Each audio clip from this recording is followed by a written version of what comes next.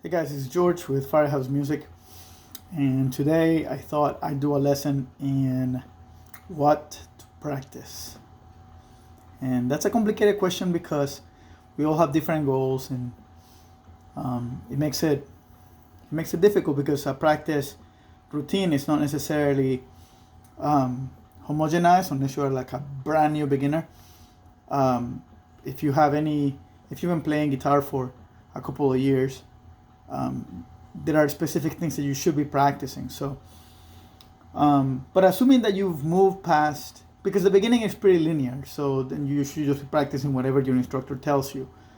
But once you get a little bit of freedom and you have a number of things that you can do, and this is assuming that you want to be a complete musician, um, this is a number of assumptions I'm making about you guys. That's the only way I can make a video. Otherwise, I would have to talk to each and every one of you and to make sure what you want and then design the practice session for each one of you. So assuming that you want to be a complete musician, I find that it's best to divide music into categories. And I make the categories pretty broad. So we look at things like technique, we look at things like repertoire, chord vocabulary, scale vocabulary, music theory, reading, and ear training. Maybe improvisation and songwriting, if that's something that you want to do as well.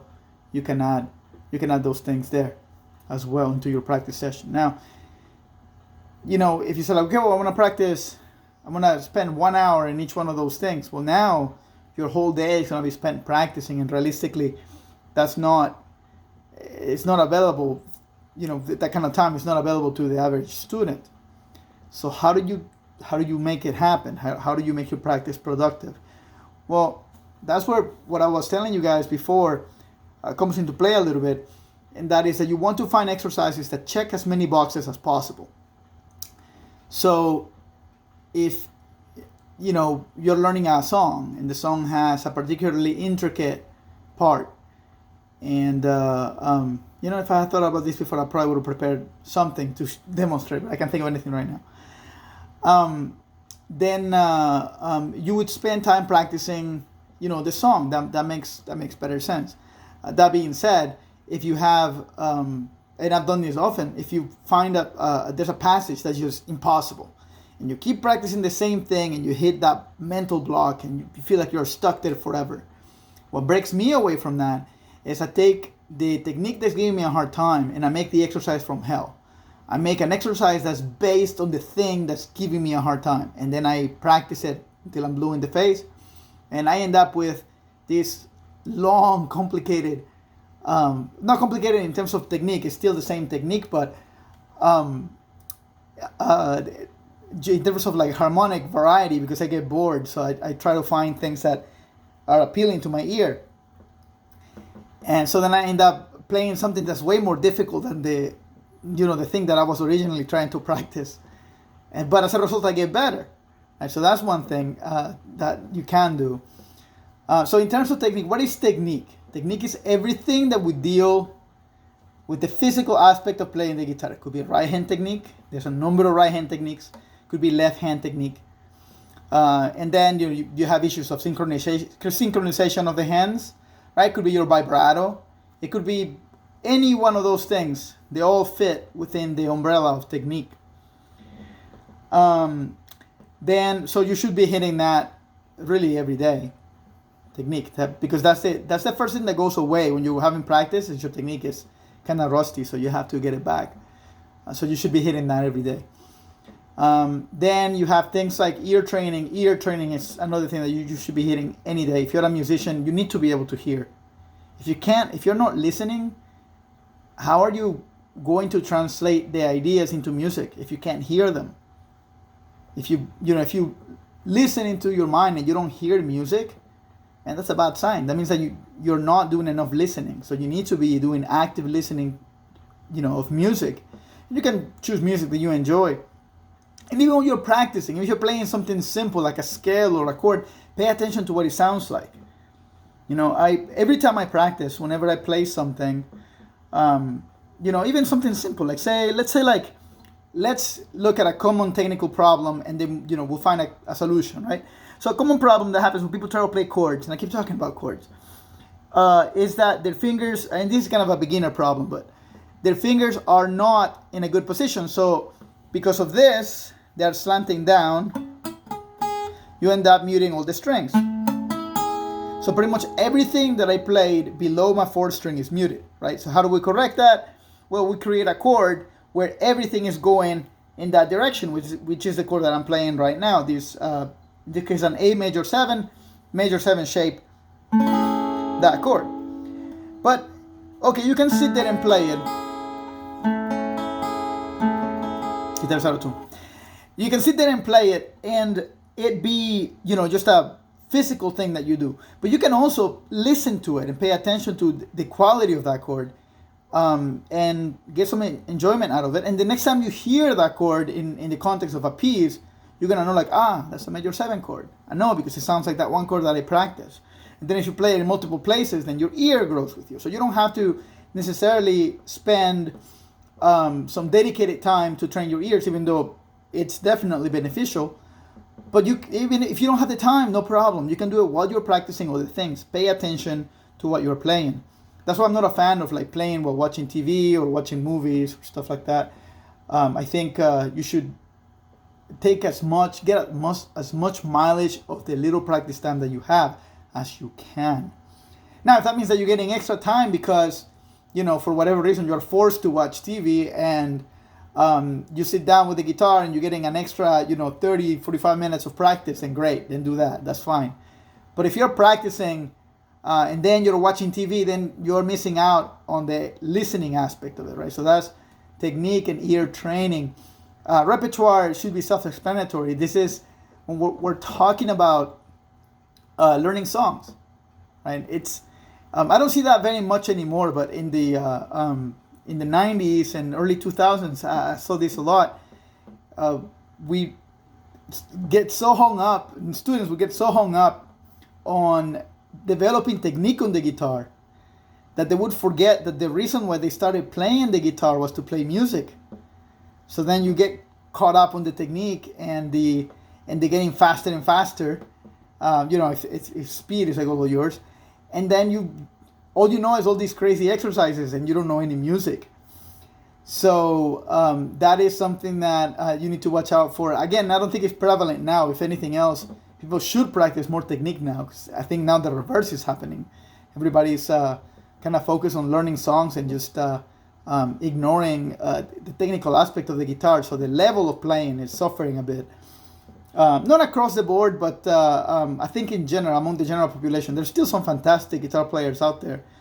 You can find them on YouTube and stuff, but there's that's a trap that you can definitely fall into. So it's important to pay attention to that.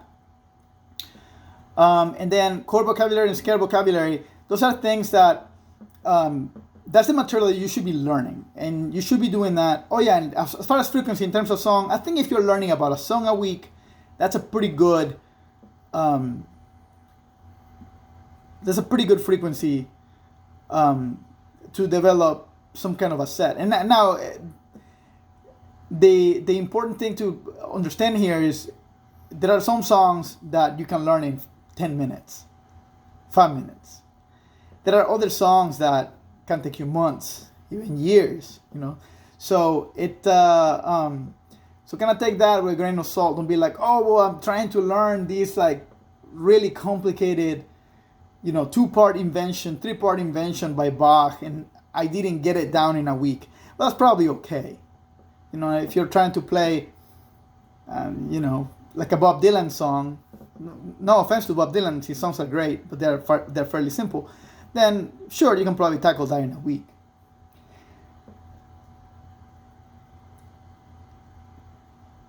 So chord vocabulary and scale vocabulary, if you're getting together, and again, we're looking at how complicated these things are, but you should be able to get like one new chord a day, or one scale fingering a day. If you don't have these basic things down. If you have them down, then great. Then spend more time developing patterns working on sequences, playing any given scale using different intervals. I mean, there's an infinite number of ways in which you can practice scales and arpeggios on the guitar and chords on the guitar. But if you're still working on your foundational stuff, that is, learning the scales across the neck of the guitar and learning the chords across the neck of the guitar, you should be getting, at least 3 to 5 chords per week and a couple of scale fingerings per week. And that's a pretty good rate, assuming that you're still doing your technical work and you're still doing, you're learning your songs and everything. And that will help you get everything together. If you are a musician who sight reads, like if you're a classical musician or if you play jazz, so you're having to read standards out of the real book, then you need to spend some time reading as well. And the good news is you don't have to take any extra time to read. While you're learning your songs, you're going to be reading. And if you think you're going to have, I've never had to sight read other than in an academic setting when I was going to school. But if you feel like you're going to need to sight read, then spend some time doing that. Or if you want to be able to sight read, then do that. But for the most part, just being proficient at reading. You don't have to read anything cold in real time. Just understanding what the music says and being able to play it, which is not sight reading, by the way. Some people think, like guitar especially, they think that decoding the music and spending 45 minutes to figure out what a 4-phrase music line means, it's sight reading. That's not sight reading. That's music studying. Sight reading is when you're looking at music that you've never seen before and you just play it. That's a different skill, and it takes a long time. It takes a lot of practice. And if that is something that's important to you, by all means, practice it, introduce it to your a routine and do it. But I'm finding that it's not really a required skill for most guitarists these days. And if you are going to be, say, like if you're playing stage music and things like that, then, or if you're a musician in a pit, or if you're looking to play in an orchestra or that sort of thing, where you're going to be playing out of a book, then you already should have a fairly good understanding of reading on your instrument. And if not, then you should definitely, if that's one of your goals, then you should definitely spend some time developing that skill. So that's it. The short version of this really is just look at what your goals are and practice what supports those goals. Don't practice things just because you think you have to. If you know that all you want to do is play rock songs, and the rock songs that you like all use power chords, well, then you don't need to learn 150 chords. If you are looking to, learn classical music, well, then you shouldn't, flat picking and sweep picking and all these other, flat picking techniques are not important to you. Don't learn them. Work on the things that support the goals that you want to have, because the reality is we all have limited time and you can't be great at everything. I used to stress a lot about that when I was coming up. And it wasn't until I heard Ted Green, Ted Green, he said something to one of his students. And he said, music is too big for you to be playing something that you don't enjoy.